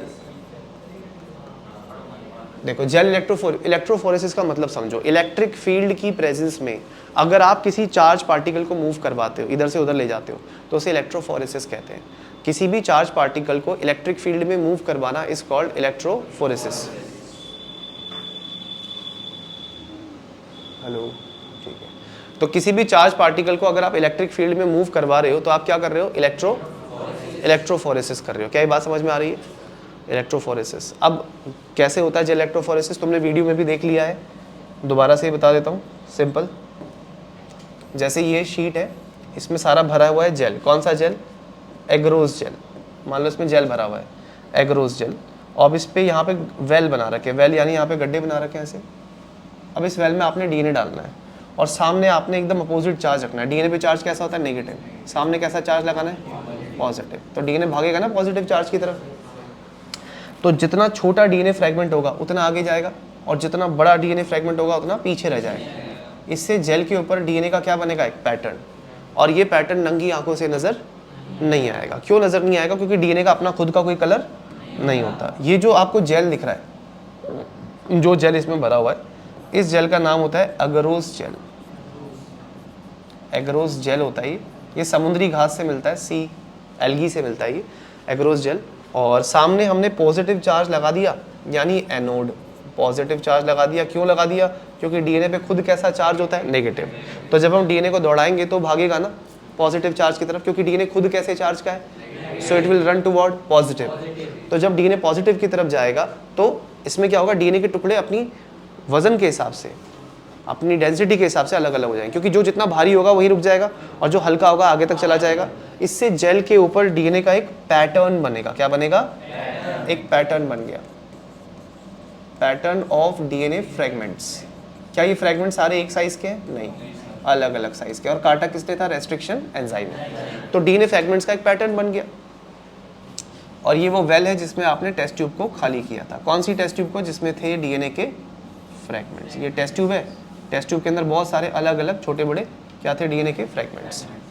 तो आपने उन डीएनए फ्रेगमेंट्स को सेपरेट करने के लिए जेल के ऊपर दौड़ाया, और जेल के ऊपर दौड़ाने की इस टेक्निक को बोलते हैं जेल इलेक्ट्रोफोरेसिस। क्या कहते हैं, और स्टेप का नाम है सेपरेशन। हो गए सेपरेट, अलग अलग हो गए, बस हो गया काम आसान। यही तो चाहिए था, मेन चीज ये पैटर्न है। इस पैटर्न की वजह से ही फिंगरप्रिंटिंग होती है। अब इसके बाद आता है पांचवा स्टेप। पांचवा है साउदर्न ब्लॉटिंग। साउदर्न एक साइंटिस्ट है बेटा, उनके नाम पे है साउदर्न ब्लॉटिंग। आपने केमिस्ट्री में ब्लॉटिंग पेपर पढ़ा है? ब्लॉटिंग पेपर केमिस्ट्री में क्रोमेटोग्राफी नहीं करी तो उसमें यूज होता है ना। ब्लॉट का मतलब होता है दाग लगाना। और साउदर्न एक साइंटिस्ट है, आप लोग ऐसे याद कर लेना, साउदर्न जो साइंटिस्ट है, कि साउदर्न ब्लॉटिंग जो होती है, साउदर्न ब्लॉटिंग जो होती है वो डीएनए के लिए होती है। किसके लिए होती है? डीएनए के लिए। ऐसे ही बच्चों नॉर्दर्न ब्लॉटिंग भी होती है, लेकिन नॉर्दर्न साइंटिस्ट का नाम नहीं है, ये बस इसी के पैरेलल रखा गया है। ऐसे ही एक वेस्टर्न ब्लॉटिंग भी होती है। वेस्टर्न भी किसी साइंटिस्ट का नाम नहीं है, बस इसके पैरेलल रखा गया है। साइंटिस्ट का नाम था साउदर्न। तो साउदर्न ब्लॉटिंग जो होती है वो डीएनए के लिए होती है। नॉर्दर्न ब्लॉटिंग जो होती है वो, ध्यान से सुन लो, वो आरएनए के लिए होती है। और जो वेस्टर्न ब्लॉटिंग होती है वो प्रोटीन के लिए होती है। किसके लिए होती है? इसको याद करना बहुत आसान है, ऐसे याद करना। साउथ के लोग डोसा खाते हैं तो southern blotting for DNA, north के लोग रोटी खाते हैं तो northern blotting for RNA, and west के लोग पिज़्ज़ा खाते हैं तो वेस्टर्न ब्लॉटिंग फॉर प्रोटीन। आपको जब मैं ह्यूमन हेल्थ या डिजीज पढ़ाऊंगा तो एड्स का कंफर्मेशन करने के लिए एलाइसा टेस्ट पढ़ेंगे।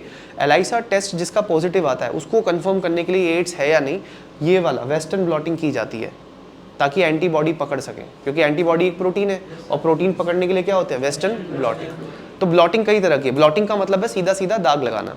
तो अब हम क्या करेंगे, वो जो जेल था, कौन सा, एग्रोस जेल, उसके ऊपर नायलॉन की मेम्ब्रेन को रख देंगे और जो पैटर्न जेल के ऊपर है उसे नायलॉन की मेम्ब्रेन पे छाप लेंगे, कॉपी कर लेंगे। तो वही है साउदर्न ब्लॉटिंग। इसमें क्या करेंगे, ट्रांसफर ऑफ डीएनए फ्रॉम, कहां से, from agarose gel on to the, किस पे, नायलॉन मेम्ब्रेन, एज, किसके जैसे, as single strand, on to the nylon membrane as single strands by using alkaline phosphate। Chemical का नाम क्या है, alkaline. So transfer of DNA from agarose gel on to the nylon membrane as single strands by using alkaline phosphate. तो alkaline phosphate की मदद से क्या होता है कि जब आप जेल, जैसे ये जेल है और जेल के ऊपर डीएनए के क्या था, पैटर्न, आपने इसके ऊपर एक मेम्ब्रेन लाके रख दी। कौन सी membrane, nylon membrane. Nylon membrane पकड़ी और इसके ऊपर रख दी ऐसे। तो नायलॉन मेम्ब्रेन को जब आपने हटाया तो सेम जो पैटर्न था वो इस पे कॉपी हो गया, सेम पैटर्न। लेकिन वो जो सेम पैटर्न कॉपी हुआ ना नायलॉन की मेम्ब्रेन पे, यहाँ से यहाँ पे, वो डबल स्टैंडर्ड नहीं है, वो सिंगल स्टैंडर्ड है। जो कि पहले जेल पे जो डीएनए था वो कैसा था, डबल स्टैंडर्ड डीएनए। लेकिन आपने अल्कलाइन फॉस्फेट डाला तो उससे वो डबल स्टैंडर्ड क्या हो गया, सिंगल स्टैंड। और सिंगल स्ट्रैंड होने के बाद क्या हो गया, एक स्ट्रैंड रह गया जेल पे और एक स्ट्रैंड आ गया नायलॉन की मेम्ब्रेन पे। ये बिल्कुल वैसा है कि आप ओरियो बिस्किट खा रहे हो तो ओरियो के दो हिस्से होते हैं, एक मैंने रख लिया, एक आपको दे दिया, दो हिस्से हो गए ना, पहले दो एक साथ थे, यानी डबल स्ट्रैंडेड, दो पार्ट अलग कर दिए। क्रीम के चक्कर में मत पड़ो, इस पे ध्यान दो। ये है जेल, क्रीम किसके हिस्से में आएगी, देखो ध्यान से, जेल। और ये कौन सी मेम्ब्रेन है, ये नायलॉन की मेम्ब्रेन है, तो हमने डीएनए को ट्रांसफर किया, कहाँ से कहाँ ट्रांसफर किया, जेल से नायलॉन की मेम्ब्रेन पे, और ऐसे ट्रांसफर करने को बोलते हैं साउदर्न। जब तक जेल पे था डीएनए डबल स्ट्रैंडेड था, अभी नायलॉन की मेम्ब्रेन पे आ गया है तो सिंगल स्ट्रैंडेड हो गया। क्या हो गया है, सिंगल। और सिंगल स्ट्रैंडेड क्यों किया हम, ताकि हम इससे प्रोब जोड़ सकें। क्या जोड़ सके भाई, सोच समझ के सिंगल स्ट्रैंडेड किया, ऐसे ही नहीं किया। और यहाँ पर ये नाम बड़ा इंपॉर्टेंट है, कौन, एल्कलाइन फॉस्फेट। तो जेल से डीएनए ट्रांसफर हो गया नायलॉन की मेम्ब्रेन पर। इसके बाद नायलॉन की मेम्ब्रेन पे अब भी कुछ नजर नहीं आ रहा है, तो इसके बाद जो स्टेप होता है वो है आपका हाइब्रिडाइजेशन। जब आप दो चीजें आपस में मिक्स करते हो ना, तो उसे हाइब्रिडाइजेशन कहते हैं। क्या कहते हैं, यानी दो चीजें मिक्स करना। तो हम नायलॉन की मेम्ब्रेन को डुबा देंगे। किसको डुबा देंगे, so nylon membrane containing, nylon membrane containing single stranded DNA is allowed to dip, तक इसको डुबा देते हैं, dip in the, is allowed to dip in the, हाँ, VNTR probe का solution, VNTR probe solution। और जब आप इसमें डुबाओगे तो क्या होगा,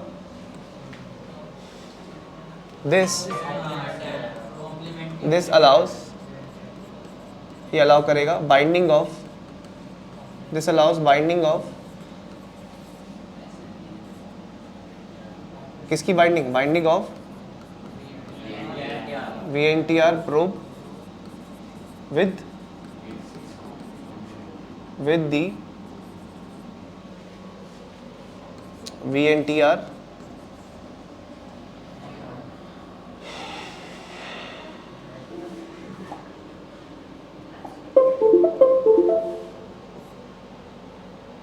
सारी दिक्कतें अभी आनी है, with the,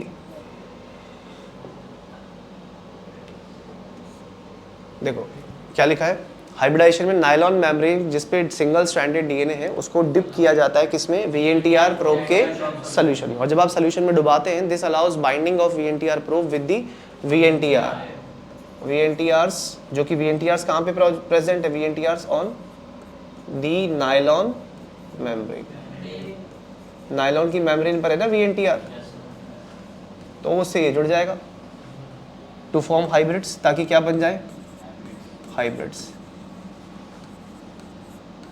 और हाइब्रिड्स बने रहे हैं डीएनए के, इसीलिए प्रोसेस का नाम क्या है। और आखिरी स्टेप फिर इसका लास्ट, तो कैसे डिटेक्ट करेंगे, ऑटो रेडियोग्राफी। क्या करेंगे, ऑटो का मतलब क्या होता है, अपने आप, और रेडिएशन से बनने वाला पैटर्न तो बोलेंगे रेडियोग्राफी। तो ऑटो रेडियोग्राफी में क्या करेंगे हम लोग, nylon membrane containing, nylon membrane containing DNA hybrids tagged with,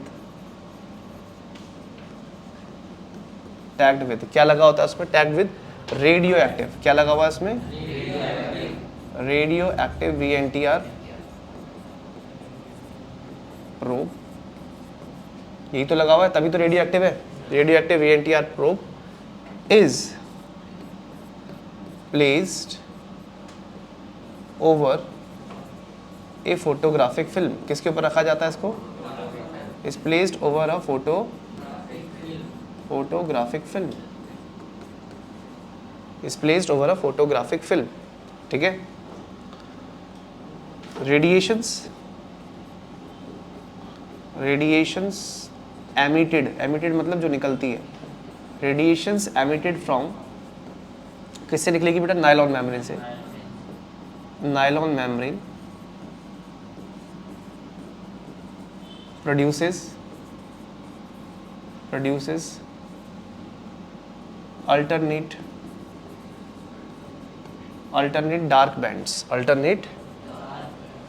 dark bands, किस पर, on the photographic film, photographic film पे कैसे बैंड्स बन गए? Alternate dark on the photographic film. This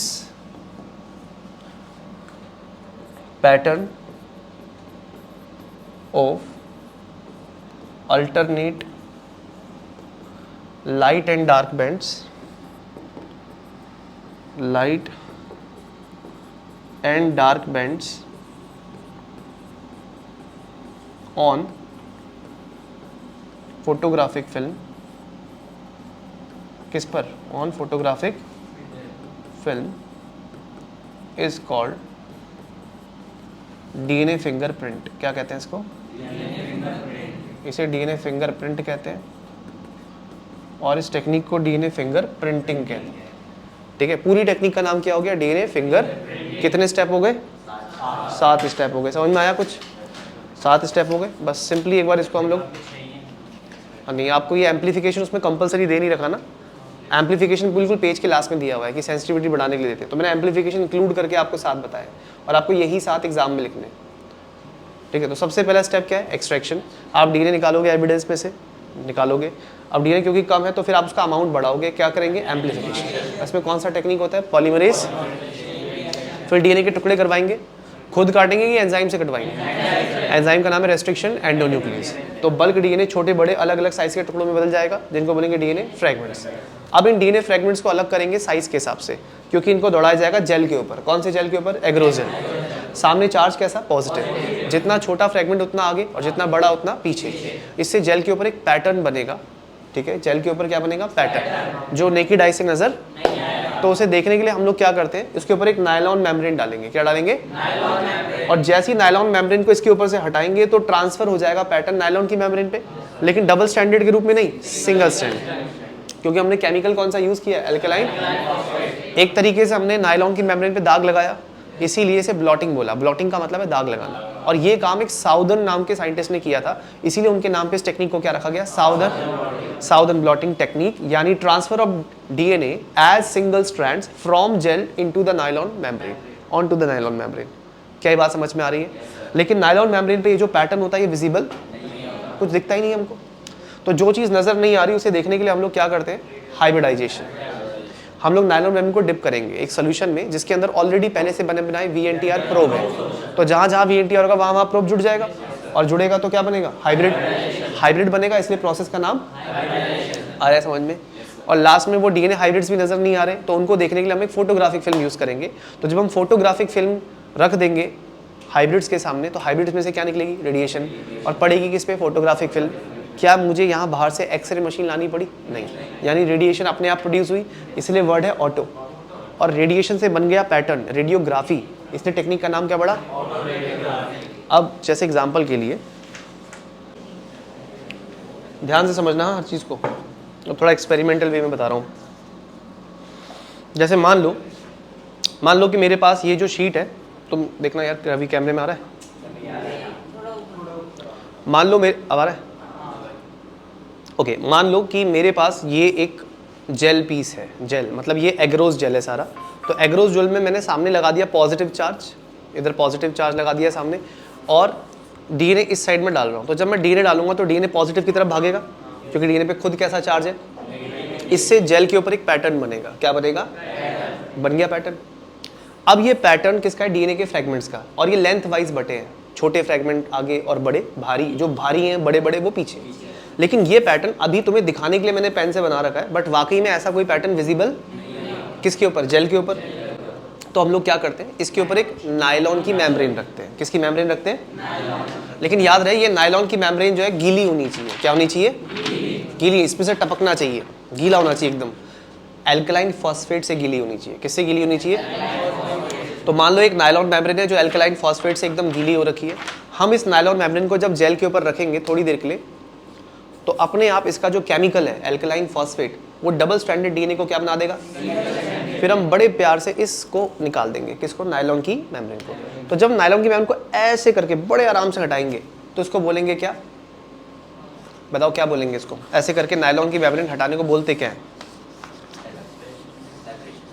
separation तो नहीं कहेंगे, अभी तो बताया था जस्ट। साउदर्न ब्लॉटिंग कहते हैं। क्या कहते हैं? Southern blotting. एक बार दोबारा देख लो, दोबारा देखो, ये क्या है, gel, agarose gel. Agarose gel के ऊपर क्या है, डीएनए के फ्रैगमेंट्स, उसके ऊपर हमने नायलॉन मेम्ब्रेन रखी जो गीली है, किससे, अल्कलाइन फॉस्फेट। अब जब मैं नायलॉन की मेम्ब्रेन को उठाऊंगा तो नायलॉन की मेम्ब्रेन पे वो डीएनए के फ्रैगमेंट्स आ जाएंगे जो जेल पे थे, लेकिन एज सिंगल स्ट्रैंड। देखो छप गया बिल्कुल वैसा ही। तो ये मिल गया हमको nylon membrane containing single stranded DNA. इसमें आपको ग्रीन कलर के जितने भी दिख रहे हैं ये सारे सिंगल स्ट्रैंडेड हैं। बट प्रैक्टिकली जब ये प्रोसेस किया जा रहा होता है, जब ये एक्सपेरिमेंट हो रहा होता है, तो हमें नायलॉन मेम्ब्रेन पे कुछ भी नजर नहीं आता, क्योंकि डीएनए का अपना खुद का कोई कलर। तो अब हमें जेल की जरूरत है नहीं, अब हमें जेल की कोई जरूरत नहीं है, हमें एग्रोस जेल की कोई जरूरत नहीं। अब हमारे पास आ गई कौन सी मेम्ब्रेन, नायलॉन मेम्ब्रेन। और नायलॉन मेम्ब्रेन पे अल्टरनेट पैटर्न है किसका, डीएनए के फ्रैगमेंट्स का। ये सारे डीएनए के फ्रैगमेंट्स हैं, लेकिन कैसे हैं, सिंगल स्ट्रैंड है। अब इनमें से कुछ वीएनटीआर भी होंगे, कुछ तो वीएनटीआर होंगे। और मैंने आपको स्टार्टिंग में बताया था कि फिंगरप्रिंटिंग में से वीएनटीआर पे फोकस करते हैं और किसी पे नहीं। अब मुझे पता करना है कौन कौन वीएनटीआर है, तो मैं इसे एक बड़ी सी बाल्टी में डुबाने वाला हूँ। इस मेम्ब्रेन को मैं एक बड़ी सी बाल्टी में डुबाने वाला हूँ जिसमें ऑलरेडी एक सोल्यूशन तैर रहा है वीएनटीआर प्रोब का। तो जब वीएनटीआर प्रोब के सोल्यूशन में मैं इसे डुबाऊंगा, जब मैं इसे वीएनटीआर प्रोब के सोल्यूशन में डुबाऊंगा, किसको, इसको, ये जो नायलॉन की मेम्ब्रेन आप देख रहे हो, इस नायलॉन की मेम्ब्रेन को जब मैं रेडियो एक्टिव वीएनटीआर प्रोब के सोल्यूशन में डुबाऊंगा, तो डुबा के जब मैं इसे निकालूंगा तो देखो क्या हुआ। पहले सिर्फ ग्रीन ग्रीन टुकड़े थे, अभी ग्रीन के साथ रेड भी आ गया। ठीक है, ये रेड जो चिपक कर इसके साथ आ गया है, ये असल में रेडियो एक्टिव वीएनटीआर प्रोब है। क्या है, रेडियो एक्टिव वीएनटीआर। पहले सिर्फ ग्रीन ग्रीन था, अभी ये नायलॉन की मेम्ब्रेन है जिसपे सारे डीएनए का पैटर्न कॉपी हो गया, किससे, जेल से, लेकिन किस रूप में, सिंगल स्ट्रैंड्स। इस नायलॉन मेम्ब्रेन को हम अब डुबाएंगे, किसमें, रेडियो एक्टिव वीएनटीआर प्रोब में। तो जब हम इसे डुबाएंगे, थोड़ी देर के लिए छोड़ देंगे, और फिर जब हम इसे निकालेंगे तो होगा क्या, ओ तेरी, ये क्या हो गया, देखो जहां जहां पर वीएनटीआर था उसके आगे ये रेड कलर का पीस चिपक गया। तो ये जो रेड कलर का चिपका है ये रेडियो एक्टिव वीएनटीआर प्रोब है, और जो ग्रीन दिख रहा है वो उसका कॉम्प्लीमेंट्री वीएनटीआर है। तो सारे ग्रीन के आगे रेड क्यों नहीं चिपका, मतलब सारे डीएनए के आगे वीएनटीआर प्रोब क्यों नहीं चिपका, क्योंकि सारे वीएनटीआर नहीं है। वीएनटीआर प्रोब एक्चुअली वीएनटीआर पे नजर रखने के लिए है, तो मुझे इसमें वीएनटीआर डिटेक्ट करना था, इसीलिए मैंने डुबाया इसको वीएनटीआर प्रोब में। और जब डुबा के निकाला तो जहां जहां वीएनटीआर था उसके आगे आगे प्रोब चिपक गया, और जहां प्रोब चिपका वहां हाइब्रिड बन गया, हाइब्रिड बन गया, हाइब्रिड बन गया, हाइब्रिड बन गया। इसलिए इस प्रोसेस का नाम क्या है, हाइब्रिडाइजेशन। समझ में आया। Nylon membrane containing nylon membrane containing single strands of DNA is dipped into the radioactive VNTR probe and probe will bind, probe जुड़ेगा, किससे जुड़ेगा, VNTR से, और क्या बनाएगा, हाइब्रिड। इस स्टेप को क्या बोलते हैं। लेकिन कमाल की बात है, तुम्हें समझाने के लिए जो बना रखा है ये ऐसा वाकई में कुछ नजर नहीं आता है, विजिबल ही नहीं होता है। नायलॉन की मेम्ब्रेन पे ना आपको डीएनए दिख रहा है, ना उसका रेडियो एक्टिव VNTR प्रोब दिख रहा है, क्योंकि हमारी आंखें रेडिएशन को सेंस, हमारी आंखें थोड़ी देख सकती है रेडिएशन को। तो अब हम लोग क्या करेंगे, इसके ऊपर एक फोटोग्राफिक फिल्म रखेंगे। क्या रखेंगे इसके ऊपर, एक फोटोग्राफिक फिल्म। क्या होती है फोटोग्राफिक फिल्म, एक लाइट्स रेडिएशन सेंसिटिव फिल्म होती है। तो एक फोटोग्राफिक फिल्म है और इसको मैं इसके ऊपर रख दूंगा, किसके ऊपर, नायलॉन की मेम्ब्रेन के ऊपर। तो नायलॉन की मेम्ब्रेन के ऊपर अब फोटोग्राफिक फिल्म को रख दिया है और थोड़ी देर इसको ऐसे ही छोड़ देंगे। तो जहां जहां पर हाइब्रिड होगा, जहां जहां पर रेडियो एक्टिव डीएनए होगा, वहां से क्या निकलेगी, हम डाल रहे रेडिएशन की अपने आप निकल रही। और जब कोई काम अपने आप होता है तो ऑटो, तो अपने आप रेडिएशन से बनेगा पैटर्न, इसीलिए टेक्निक का नाम ऑटो। ये देखो फोटोग्राफिक फिल्म पे लाइट एंड डार्क बैंड्स का पैटर्न आ गया, नायलॉन मेम्ब्रेन पे alternate light and dark bands का पैटर्न आ गया, और यही कहलाता है डीएनए फिंगरप्रिंट। ये इतनी मेहनत इसी के लिए तो हो रही थी, डीएनए फिंगरप्रिंट के लिए। क्या होता है डीएनए फिंगरप्रिंट, एक फोटोग्राफिक फिल्म होती है जिस पे काले और सफेद निशान होते हैं। वो काले निशान इस बात का सबूत है कि हाँ, नायलॉन की मेम्ब्रेन से रेडिएशन निकली थी और पड़ी थी किस पे, फोटोग्राफिक फिल्म पे, और जहां जहां पे पड़ी रेडिएशन वहां पे काला हो गया। अब ये जो बारकोड जैसा पैटर्न तुमको दिख रहा है, डीएनए प्रोफाइल या डीएनए फिंगरप्रिंट, ये कोई भी दो लोगों का एक जैसा नहीं बना, until unless they are monozygotic twins। क्या ये बात समझ में आती है। और इस टेक्निक को बोलते हैं डीएनए फिंगर। आया समझ में। तो कितने स्टेप हो गए, 7। सबसे पहला स्टेप क्या है, एक्सट्रैक्शन। आपको डीएनए निकालना है एविडेंस में से जो भी सैंपल है, फिर उस डीएनए की मात्रा बढ़ानी है, उसको बोलते हैं एम्प्लीफिकेशन। और एम्प्लीफिकेशन हम लोग करते हैं पीसीआर, पॉलीमरेज चेन रिएक्शन। जब डीएनए खूब सारा होता है तो उसे कटवा देते हैं एंजाइम से, क्या बोलते हैं इसे, फ्रेगमेंटेशन। एंजाइम अपने हिसाब से काटती है और सबका डीएनए एक जैसा नहीं काटता, इसी को बोलते हैं रेस्ट्रिक्शन फ्रेगमेंट लेंथ पॉलीमॉर्फिज्म। उसके बाद इन टुकड़ों को दौड़ाते हैं, उसको बोलते हैं सेपरेशन। दौड़ाते किसके ऊपर है? जेल के ऊपर। जेल का नाम है एगरोस जेल। जो छोटा होगा वो आगे जाएगा, जो बड़ा है पीछे रह जाएगा। जेल के ऊपर एक पैटर्न बन जाएगा। क्या बन जाएगा? और ये पैटर्न नंगी आंखों से नजर, तो फिर इस पैटर्न को ट्रांसफर किस पे करेंगे? Nylon membrane. लेकिन कैसे? जैसा है वैसे ही या सिंगल स्ट्रैंड? और वो केमिकल एल्कलाइन, ये क्या करेगा? नायलॉन की मेम्ब्रेन से जेल को डीएनए को ट्रांसफर करेगा, सॉरी जेल से डीएनए को ट्रांसफर करेगा on to the nylon membrane. लेकिन कैसे? As single strand. ओके, फिर हम इस नायलॉन की मेम्ब्रेन को डिप करेंगे किसमें? रेडियो एक्टिव वीएनटीआर प्रोब में। तो जहां जहां होगा वीएनटीआर वहां वहां जुड़ेगा प्रोब। इसे क्या बोलेंगे? और फिर हम इस नायलॉन मेम्ब्रेन के आगे फोटोग्राफिक फिल्म को रख देंगे। इसे क्या बोलेंगे? आया समझ में? ऑटो रेडियोग्राफी में क्या होगा? जहां जहां नायलॉन मेम्ब्रेन में रेडियो एक्टिव डीएनए होगा वहां वहां से रेडिएशन निकलेंगी और फोटोग्राफिक फिल्म पे काले निशान बन जाएंगे। काले निशानों का ये पैटर्न हर किसी का यूनिक, हर किसी का खास होता है। इसी को बोलते हैं डीएनए फिंगरप्रिंट या डीएनए प्रोफाइल। कैसा लगा टॉपिक? तो चैप्टर भी खत्म हो गया। तो जब भी हम डीएनए फिंगरप्रिंटिंग करते हैं तो हम दो लोगों का डीएनए फिंगरप्रिंट ही मैच कर रहे होते हैं। याद रखना इस बात को। जैसे एग्जांपल के लिए कोई मर्डर हो गया, जो क्राइम की साइड पर सबूत पड़े, बाल बाल गिरे हुए, और जिन पे जो सस्पेक्ट है, जिन्हें शक है कि इनमें से किसी एक ने किया होगा, तो उनके डीएनए से उसको मैच करते हैं। तो जिससे मैच हो गया मतलब वही कल्प्रिट है। डन। अगर ये वीडियो देखकर आपको कुछ भी समझ में आया है, थोड़ा बहुत इफेक्टिव लगा है, तो वीडियो को लाइक करें, चैनल को सब्सक्राइब करें और ज़्यादा से ज़्यादा शेयर करें ताकि चैनल को मैक्सिमम सपोर्ट मिले। Thank you.